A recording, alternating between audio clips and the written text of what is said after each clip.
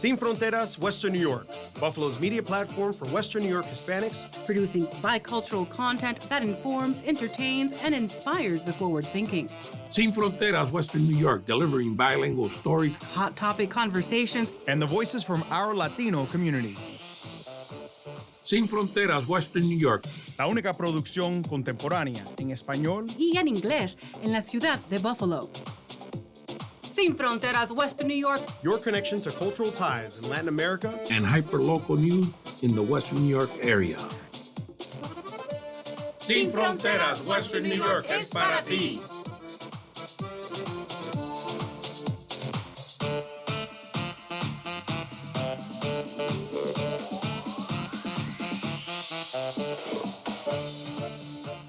Bienvenidos and welcome once again to Sin Fronteras, lo mejor de lo mejor, the best of the best. As we continue to grow our audience and welcome in hopefully new listeners, we just like to take a moment and revisit some of our standout moments from our past shows. This episode would be our 10th since we began this venture alongside our gracious partners at Buffalo Toronto Public Media, and it just so happens to be smack dab right in the middle of National Hispanic Heritage Month. With that last point in mind, and for this episode, we wanted to focus on some of the conversations in the last month that really dealt with some of the specific issues pertinent to our Hispanic community. In this episode, you'll hear from media practitioner and entrepreneur Sandra Ortiz-Juárez, the executive director of PATH of Western New York, Julie Palmer, and lastly, we'll hear from both Pamela Boss Kefi and Emily Riordan of Journey's End. Before we get to our first selection, some housekeeping here. I mentioned up front it is Hispanic Heritage Month, and our show partners, the Hispanic Heritage Council of Western New York, have programmed an entire month of events for the Buffalo and Western New York community to partake in. These events are designed to showcase our culture and our distinct influence in the United States. A list of all the remaining events can be found at HispanicHeritageWesternNewYork.org. But the Sin Fronteras Western New York team wanted to point out a few of the standout events that still remain this month. On Thursday, October 10th at 8 p.m., the Just Buffalo Literary Center hosts renowned award-winning writer Sandra Cisneros at Kleinhans Music Hall. The event will celebrate the work of the notable Chicana author that brought us Women Hollering Creek and Other Stories, as well as The House on Mango Street. On this program, we've spoken at great length about the political turmoil that is going on in Venezuela. And on Saturday, October 12th, there will be an in-depth panel discussion about everything surrounding the state of affairs in the country before and after its most recent and controversial presidential election that saw Nicolás Maduro assume power once more. That event is going to take place at noon, once again, Saturday, October 12th, at the Buffalo History Museum. We encourage you all to attend. And finally, to culminate our month-long celebration of Hispanic and Latino culture, Buffalo Toronto Public Media will have a special screening of an episode of American Historia, the Untold History of Latinos. As we mentioned on last week's episode, this is a three-part series hosted and co-created by John Leguizamo and presented by the WNET Group, Latino Public Broadcasting, and the NGL Collective. The first two episodes have already been aired, and the last one will be on WNED PBS next Friday, the 11th, at 9 p.m. If you want to catch up, you can find the first two parts on your favorite streaming platforms, including WNED PBS, pbs.org, and the PBS app. But this is an event you will not want to miss, considering that there will also be cultural performances, a panel discussion, food, and a very special airing of Western New York-centric Buffalo Historia vignettes. Also, did I mention that all of that was free? Oh, I didn't? Oh, sorry. Well, yes, it's free. Not to mention, I hear the moderator is going to be fantastic. But check out that calendar of events on the Hispanic Heritage Council's website. That's HispanicHeritageWNY.org. There's a lot to see and a whole lot to do as we near the close of this very special month for us Hispanos. But with that said, let's get to the beginning of our Sin Fronteras Western New York showcase, shall we? First up, the media world is ever evolving, as is Spanish media.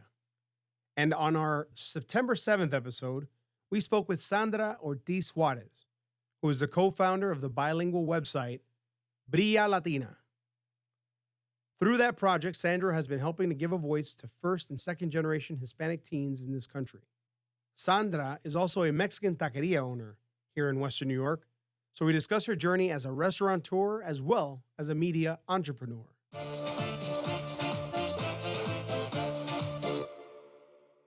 Brilla Latina. Let's get into that. Can you explain what inspired it? How did it start? The genesis? How did that come about? Because you had how many years in media did out in the wilderness were you before you said I'm going to do my own thing? Well, before it was 2015 when I decided to pursue my own website and have my own website that was called latinacool.com. And at that time, I was pregnant, and to be in media was very demanding as a digital director, and I was overwhelmed. I didn't have like a very good pregnancy. So that's when I decided I want to focus on my health and my baby, but at the same time I couldn't give up like my career and my passion, which is media. So that's when I decided to launch my own website, latinacool.com. And a couple of years later, I kept doing it in Spanish. And around 8 years later, I reconnect with a media entrepreneur whose name is Manny Ruiz. He's very well known for being the founder of Hispanicize. He's based in Miami. And we reconnected, and we decided that we wanted to be partners and relaunch latinacool.com as brillalatina.com, now as a bilingual website. And that just happened in March from this year. So this is a very new project that we have, brillalatina.com. And you knew from the start that it was going to be bilingual? Because is that...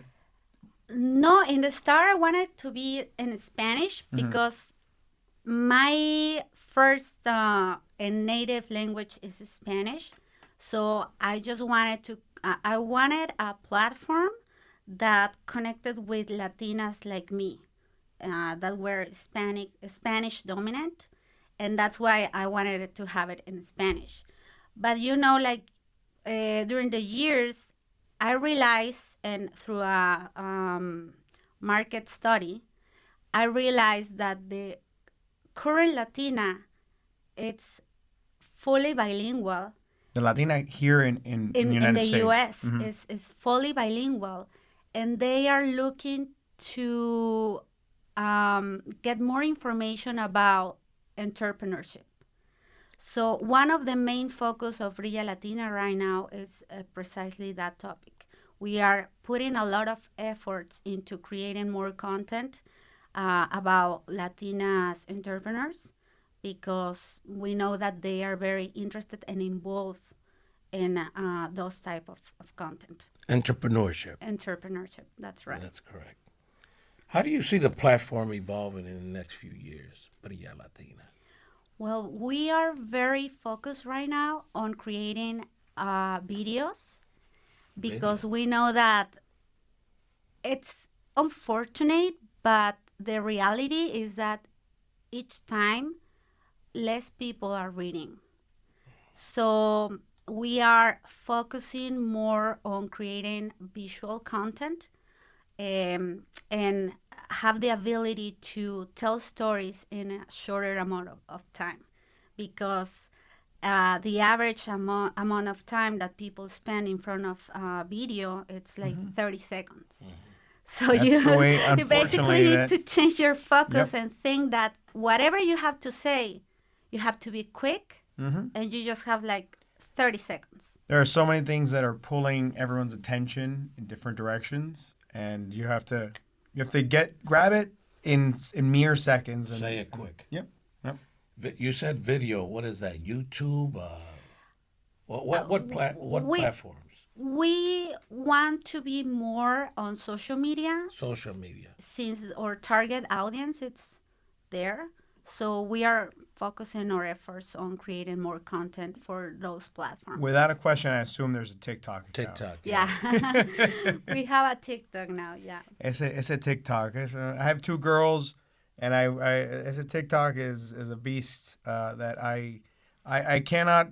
I'm not looking forward to when they're teens because, well, see, TikTok todavía está around by then. I don't know what will be the TikTok of 20, 30 something, but it's constantly evolving. It's constantly changing. Yeah. When we had Twitter, now it's X, and Snapchat was a big thing, and it still kind of is. Evolving, changing. It's constantly evolving. Like digital media, since when I started in 2010 until now, it's like you need to start getting more and more information and be updated about what's new, what's trending.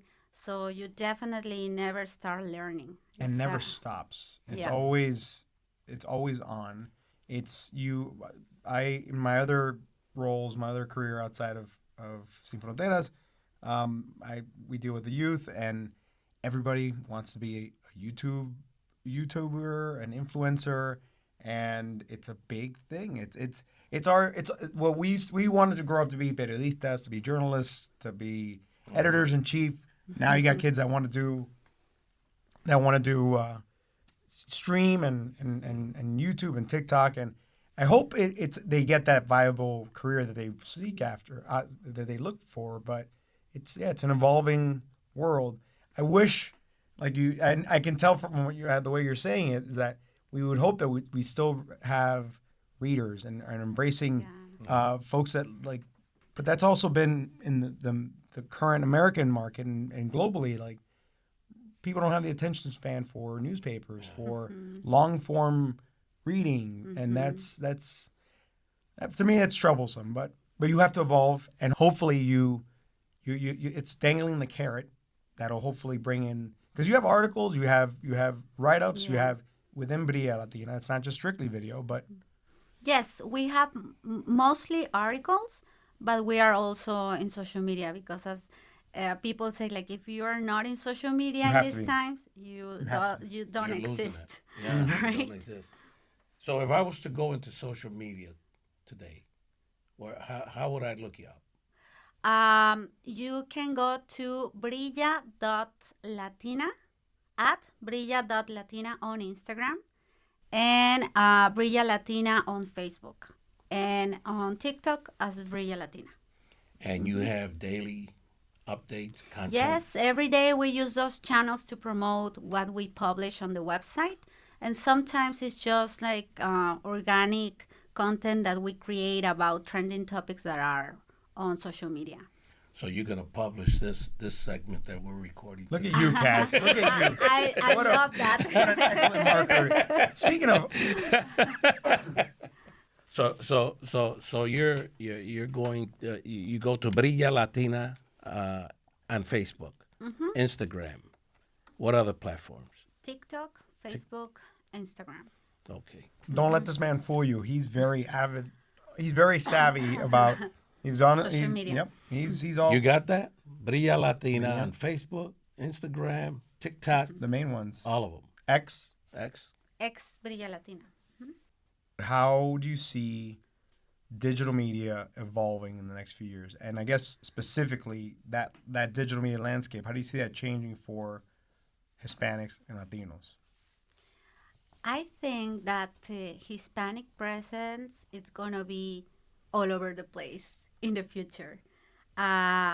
We are increasing the population of Hispanics in the U.S., so I think that we are going to dominate. Taking over, no.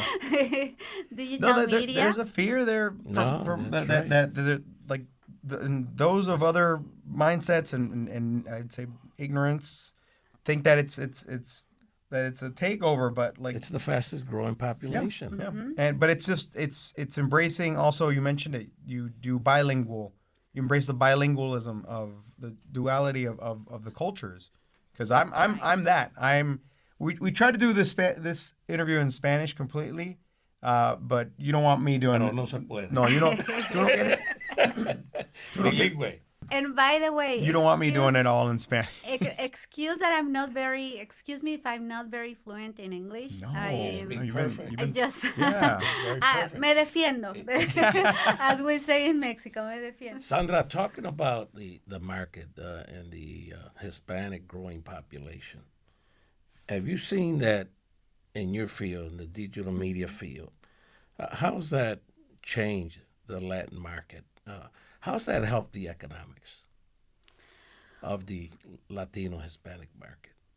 Well, I would like to say, from my perspective, that the fact that there's more Latinos in media, it's helping our wallets.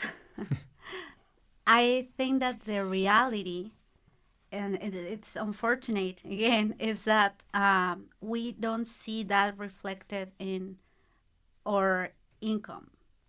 So I think that Hispanic people who work in media should be paid more, and I think that it has to do with the fact that we don't ask for raises. It's not within our culture for the way that we've been educated. You know, our parents normally said like Nunca se habla de dinero.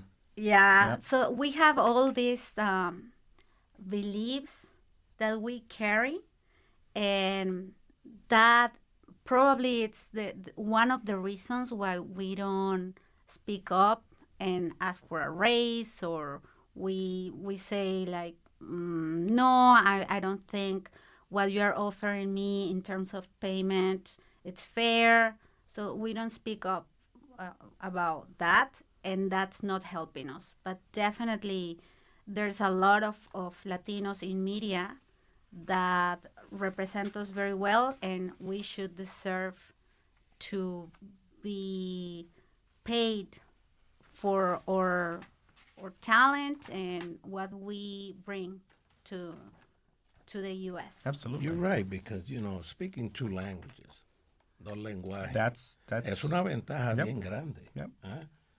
And this is a topic that it's very trending right now on social media, for example, or in media in general, about like generational trauma. I don't know if you heard about it, Yep. where they talk specifically about finances and how we have all these beliefs that we shouldn't ask for money and what our parents taught us, and that at some point it's hurting us. Yep.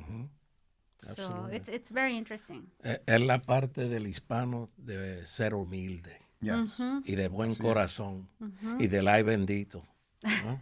¿Verdad? Now, speaking of work, not only are you working in the digital media field, but you're also an entrepreneur here in Western New York. You originally came from New York City, and then now here in Buffalo. You went from one side of the state to the other. Tell us about that and how what that side of your career. Well, we moved, my husband and I, my husband is from Buffalo, from Tonawanda specifically. We moved from New York City in 2018. And 1 year later, we were missing our tacos al pastor. Because in New York City, we used to have tacos al pastor all the time.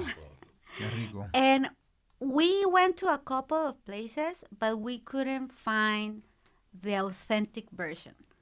And we decided we said, like, you know what? Like, we should start making our own tacos. So we bought like a small trompo. How would you say trompo Trompo, like a in English? Like a kebab. Kind of. like the a trompo. It's like the thing that spins the meat around, right? Yeah. The kebab. Kebab. The Uh-huh. Yeah. The trompo is like a kebab. I mean, un trompo, what I know, trompo is a Utensil. top, like a little spinning top. But yeah, the rotisserie. Exactly. Rotisserie, So yeah. we bought one, a small one, and we start testing different recipes in our backyard. And then every Sunday we kept doing it and kept doing it, but none of the recipes that we try convinced us.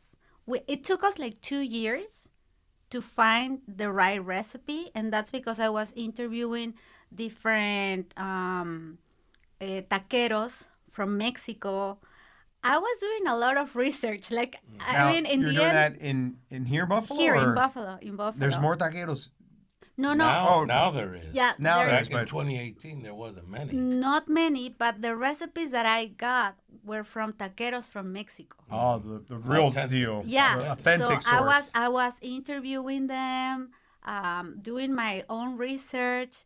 So in the end, like kind of like doing journalism for the Doing your taco research, shop. And that's when we decided after 2 years to open Taquito Lindo. That was in 2021. Yes, so 1 year after the A pandemic. challenging. You said Yes. it. I was gonna say that's got to be a huge hurdle. Yes, it was difficult because obviously at that point people were still afraid of going pandemic, out yeah. and like just doing like regular stuff. But we decided to take the risk, and now we are very happy because we have our own taqueria and I can eat tacos all the time. So that's like a dream come true. Sandra, what are the type of events you have at Taquito Lindo? Do you have culture events there? What type of events? We mainly have like DJ nights, Okay. and we are trying now to promote new artists every Friday. So every Friday you will find a band that it's an up and coming artist, and we are trying to do that right now, like help them promoting. And sometimes we have like DJ nights, or for example, the traditional Cinco de Mayo party. Halloween, we are planning something for Halloween. Dia de los Muertos. Dia de Muertos. Actually, for a while, we used to set up a whole ofrenda for Dia de Muertos. Un altar. Altares, and at some point, we even ask our customers to bring their loved ones Pictures. I love pictures That's great. to offer, like to make an offering for them, and that way we try to share with the customers or traditions, the Mexican traditions and the culture, And building a community. and they were I love the fact that they really like that tradition, and they said like, oh, you know what, this is a tradition that I would like to replicate in my house. And I felt so happy about that, because ultimately our mission was to share Mexican culture and the food. So when I heard that, I was excited, because then I thought like, oh, this is good. It's so touching. It's so touching That's awesome. to celebrate the memory of your loved one, Next, it's an evil that affects almost all communities throughout the United States. And yes, there are cases even here happening in Buffalo. Casimiro Rodriguez and I had the opportunity to speak to Julie Palmer, the executive director of PATH, which stands for People Against Trafficking Humans. Julie has tasked herself and her organization to raise awareness to human trafficking.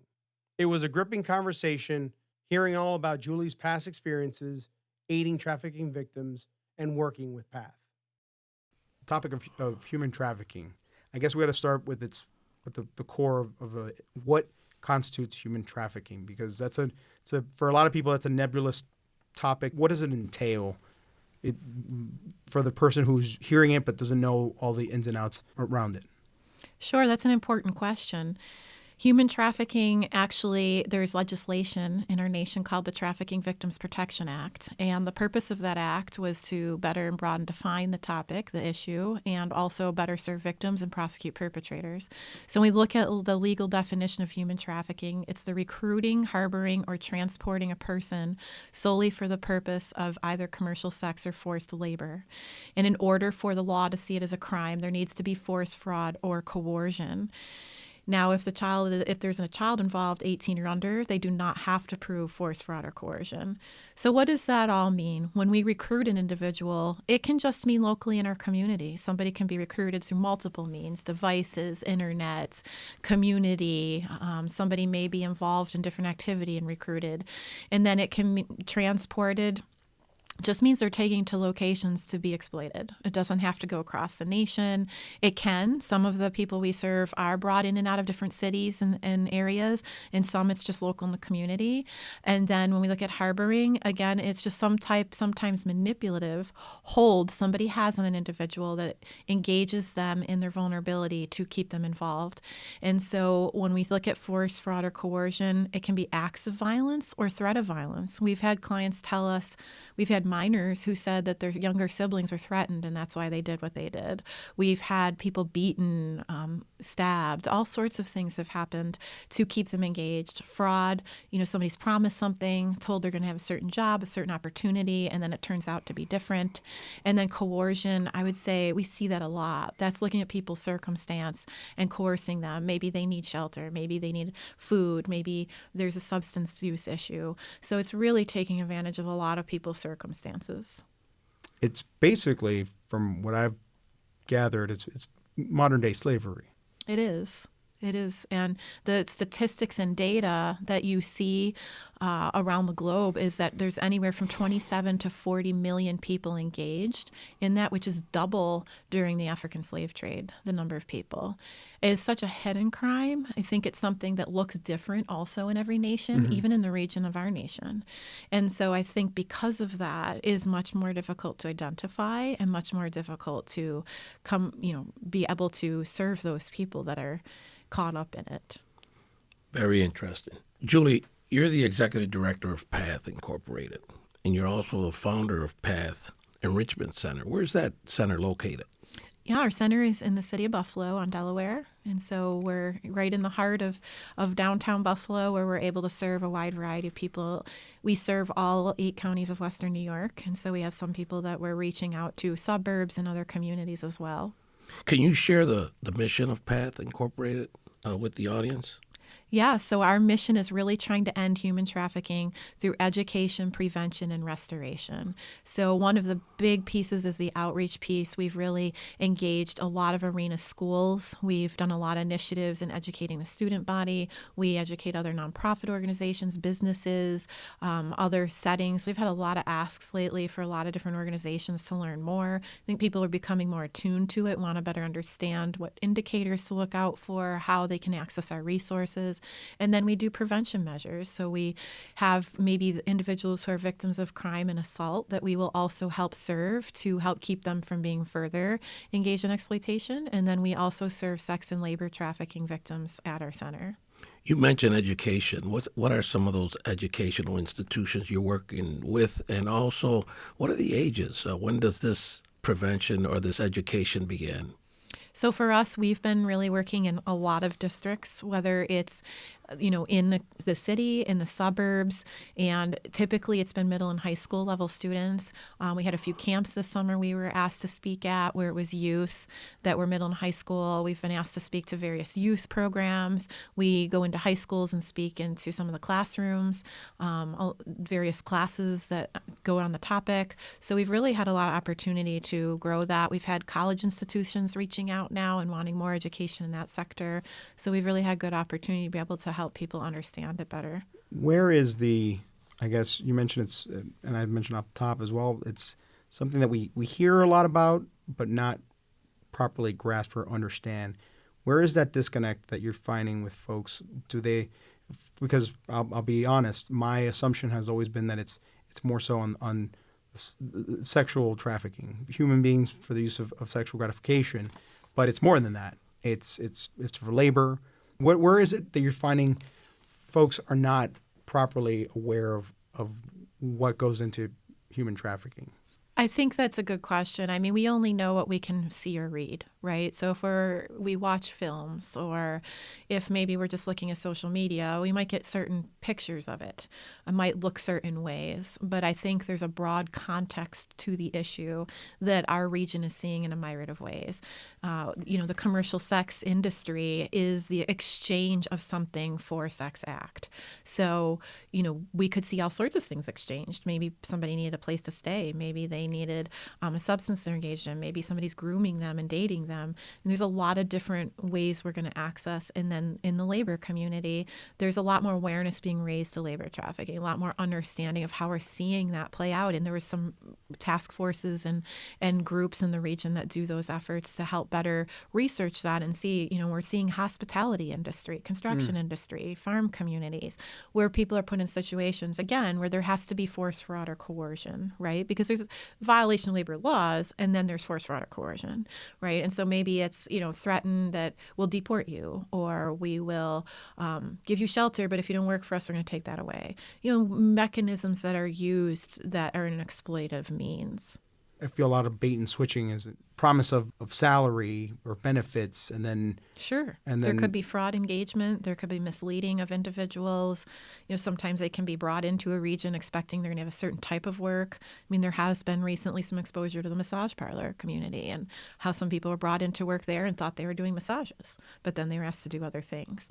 And so, again, that's where it becomes something hidden, right? People don't really understand what was happening in the back room and what's going on behind closed doors, or how people are being sold on the internet.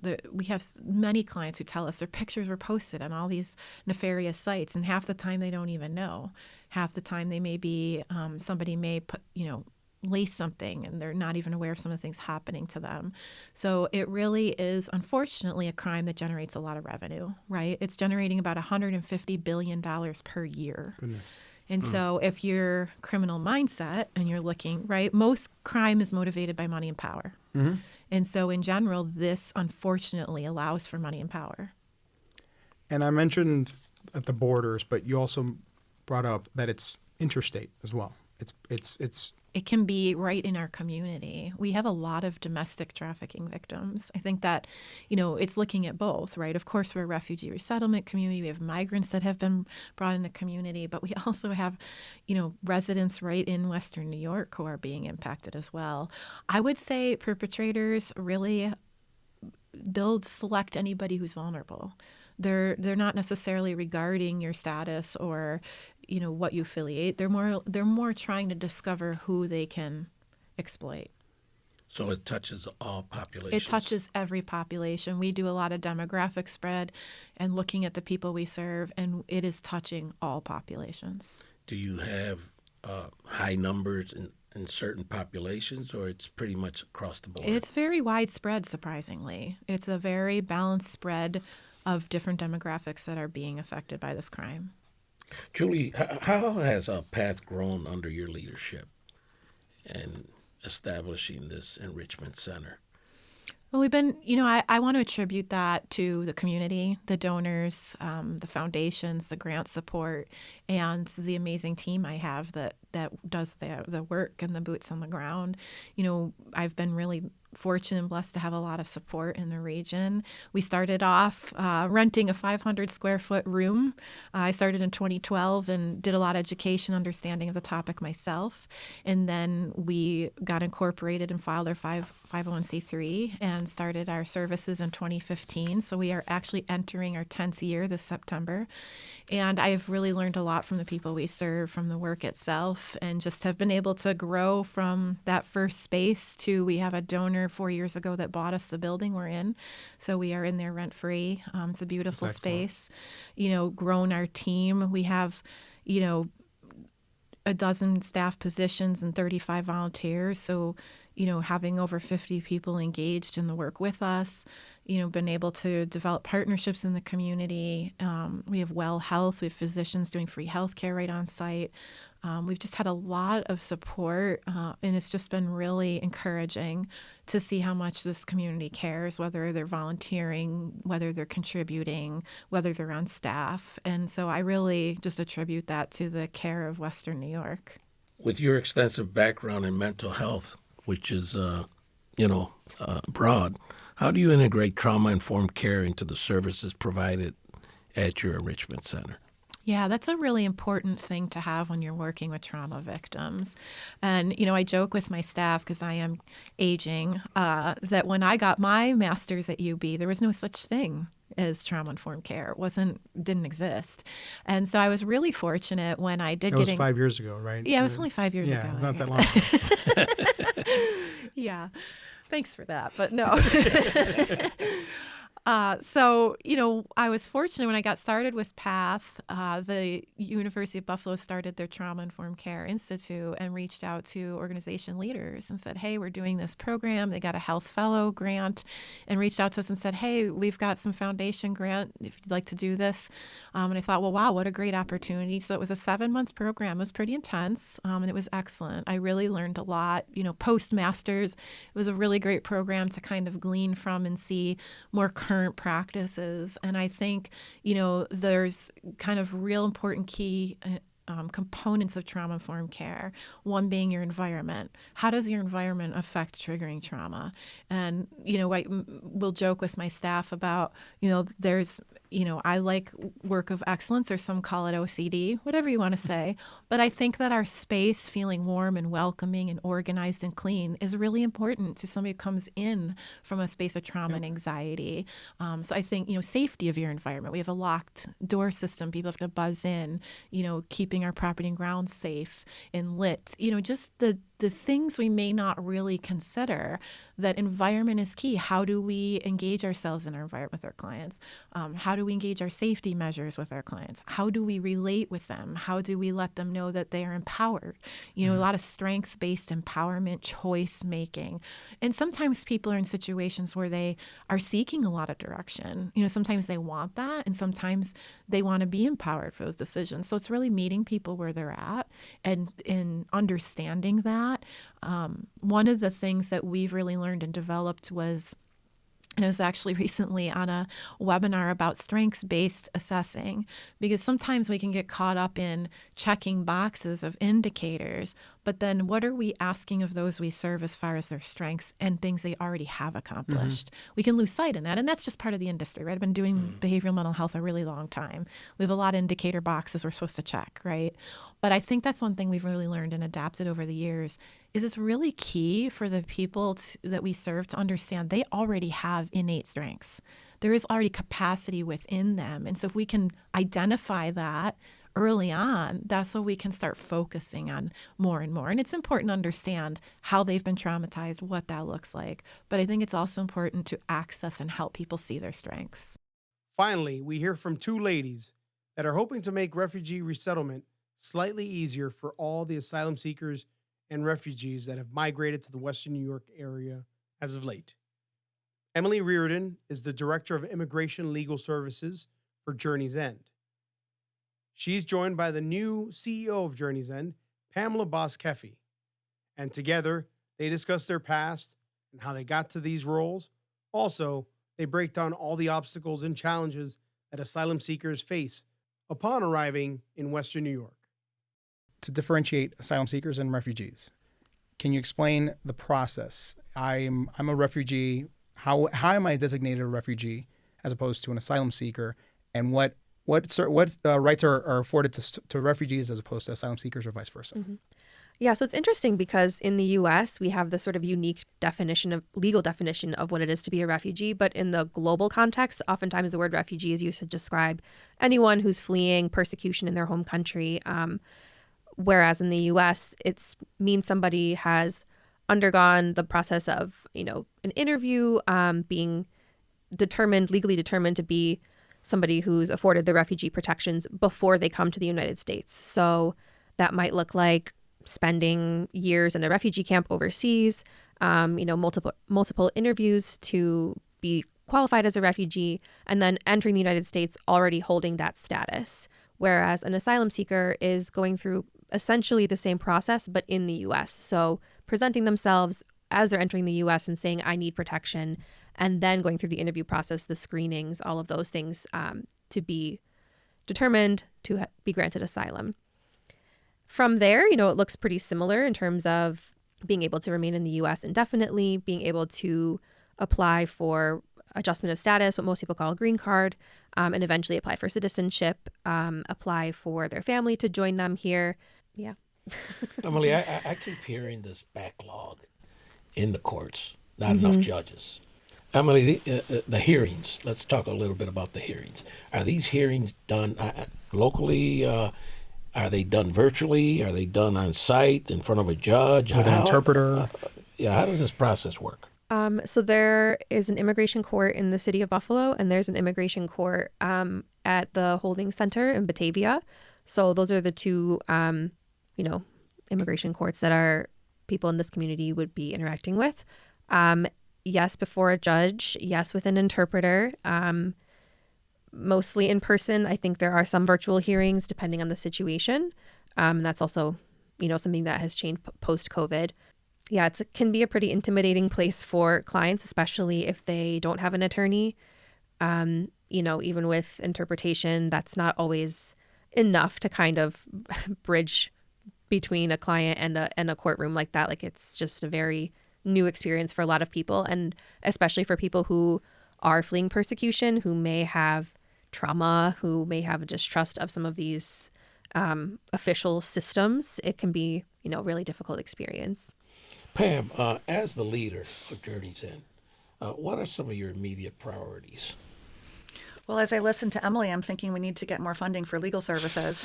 That is very clear to me, or somehow come up with ways to provide a broader representation to all of the individuals in need. And I know these are things we talk about all the time.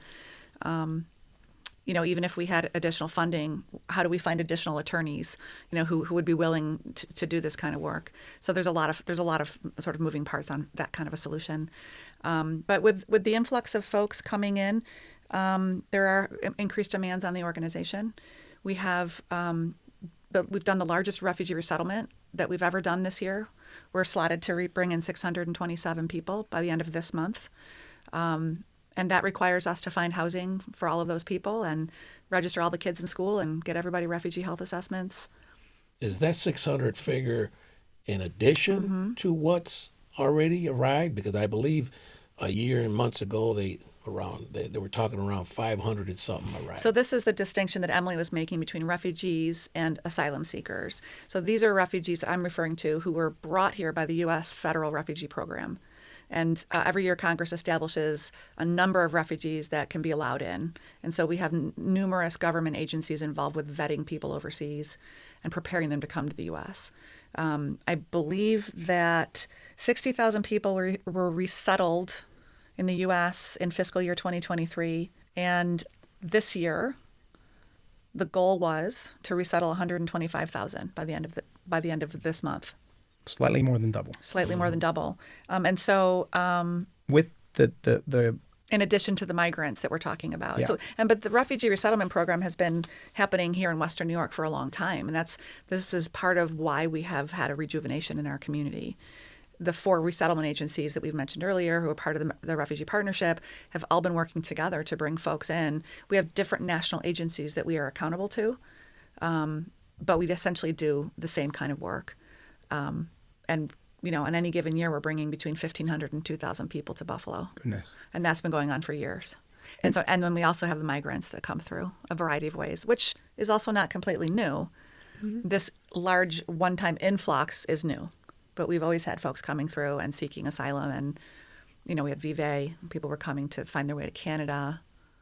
And these are families. Families, Yeah. Individuals. But a lot of families. Yeah. And each of these individuals have a story to tell, why they're fleeing their country. And, going back to you, Emily, in order for them to get into the path of legal citizenship and what have you, there needs to be some research. Is that right? As to why they fled their country, what experiences personally they had in their country. How do you get that information from their country or where they lived in let's say, Colombia or Guatemala? How do you get that information? Yeah, so in order to be successful in an asylum case, you do have to provide a lot of evidence. And that's something we try to explain a lot. It's, it's not just filling out a form. It's filling out a form and compiling personal evidence as well as evidence about the conditions in the country. So that might include, reports of injuries if somebody was harmed by, the police or the government. Sometimes there might be newspaper articles from the country they're fleeing, identifying them as like a political opponent or something like that. There may also be general reports. So there are general reports as well. There's a U.S. State Department report on the condition of, each country each year that we use a lot. There's also just other media sources that, together with the personal evidence corroborate this person's story. But it's a very involved process. It's not just necessarily a matter of saying this happened to me. It's this happened to me and here's all the proof. And, you hear publicly that these folks have bad backgrounds and what have you. That's really not so. No, I don't have the site with me, but I believe that, there have been a number of studies showing that the, rate of crimes is much lower amongst immigrants than amongst the general population of the U.S. So. One of the popular things now in this election cycle has been migrant crime. Yeah. Right. And the painting of immigrants as bad people. Right. And that's not our experience. Right. Our experience I was going to say, in every circumstance, there's nuance and there's good and bad, but it's being portrayed as this just influx of crime. And what you're seeing are people that want to be a part of our fabric of our society, contribute. For the American dream. Right. Well, and the folks that are coming, whether it's through the refugee pipeline brought here by our government or the folks that find their way here and eventually get asylum, there's a very large diversity of career backgrounds and educational backgrounds. There isn't sort of one demographic for what's a refugee or an asylum seeker. We have doctors and engineers, professors. We have people who are fluent in English. And then we also have shepherds and mechanics and, people who haven't really had a lot of education, but they definitely want that for their children. And there's a very strong work ethic. So, everybody I've ever worked with is highly concerned that they have to wait to get their kids into school. And why aren't we doing it on day 2? And, very motivated to really get started as a productive member of our community. You mentioned, the background of some of these individuals. And my experience has been that some of these folks have professional lives where they're fleeing from. Yes. And they come here for a better standard of living because of economics, because they're fleeing, the situation in their country. But have you seen that some of those professionals that have come have really just merged into their profession here, or have been able to given the opportunity to exercise their profession? I mean, I've definitely seen that. It's very difficult. I think that there are some folks who have natural leadership skills, and they may have had some leadership position in their home country. And when they come here, they end up organizing their communities and starting a community center or becoming the advocate on behalf of these families when there's issues at City Hall or in block clubs.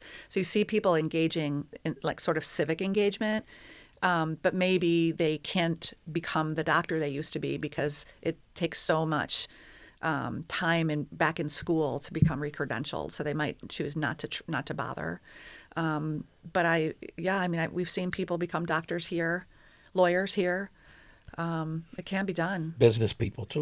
People, lots of entrepreneurs. Small businesses. Burmese people. Right.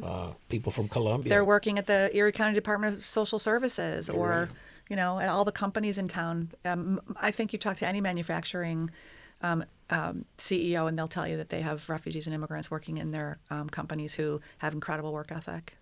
And just to go back to what you said at the beginning of that question, because I think this sometimes gets lost in the conversation of immigrants in general, is, it's not just I want a better standard of life. It's not just I want the American dream. Like, we spend a lot of time talking about that because that is true a lot. But sometimes somebody really doesn't want to leave their home country, has a good life, has a career, and is forced to, and then gets here and faces all this challenge and backlash. And why are you coming here to do this and do that when, it's really not even so much a choice as it is just a necessity. And this all is about relationships and partnerships. Yes. with community-based organizations, with government, okay, with elected officials. You know, you talked a little bit about the housing need. And, you know, I know that Senator Sean Ryan has introduced a plan to be able to support the housing demand that has been caused a lot of what we're talking about. You know, the immigrant community, the asylum seekers need housing. How's that partnership going? How's that information flow? How's that helping you address that housing need? Our unique challenge is that when people first arrive, they need housing and they don't have any credit history or income. So they can't qualify for loans and they can't qualify for any of the public housing right away.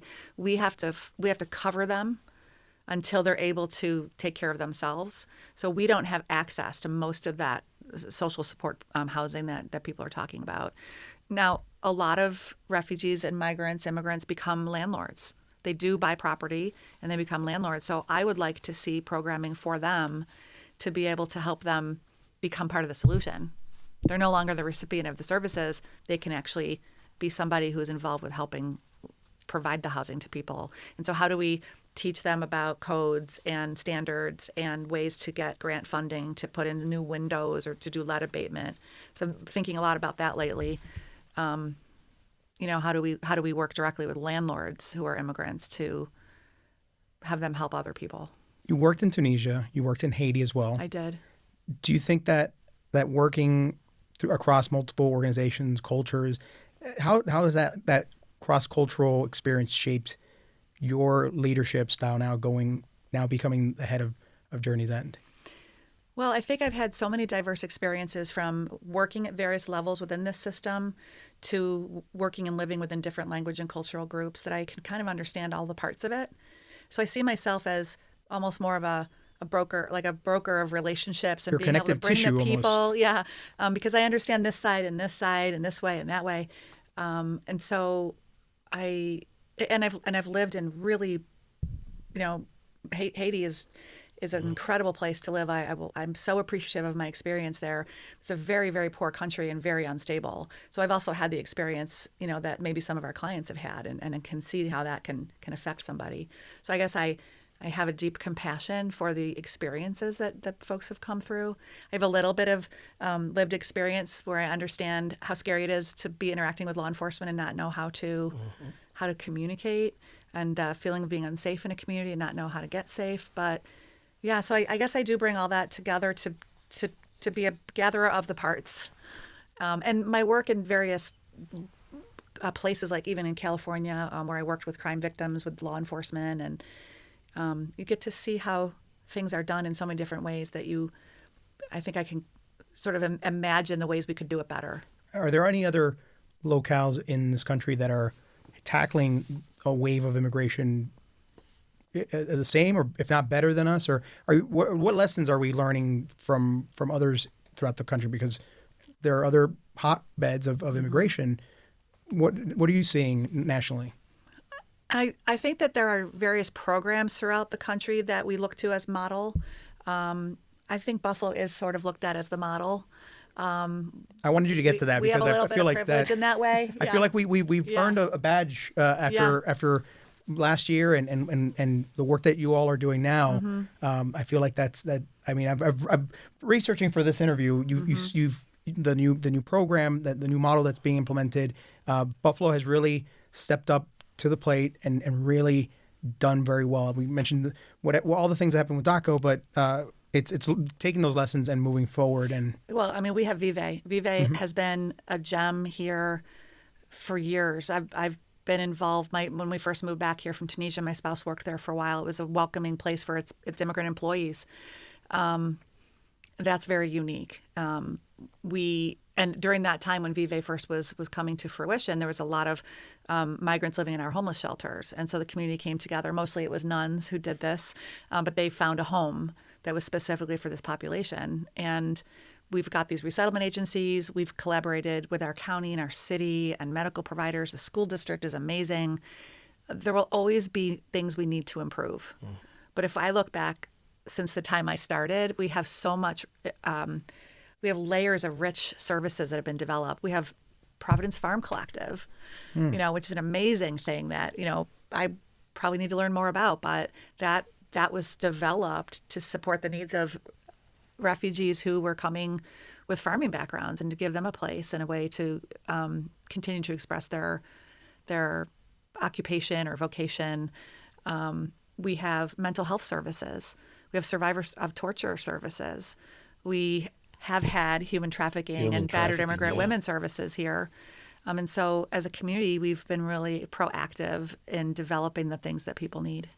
With all the rancor, with all the criticism, the talk, or all this rhetoric that we hear, what is it that you would like to impart if you had that an open mind and an open ear? What is it that you'd like to impart on the, I guess, the naysayers? I'm making a straw man here, but it's out there.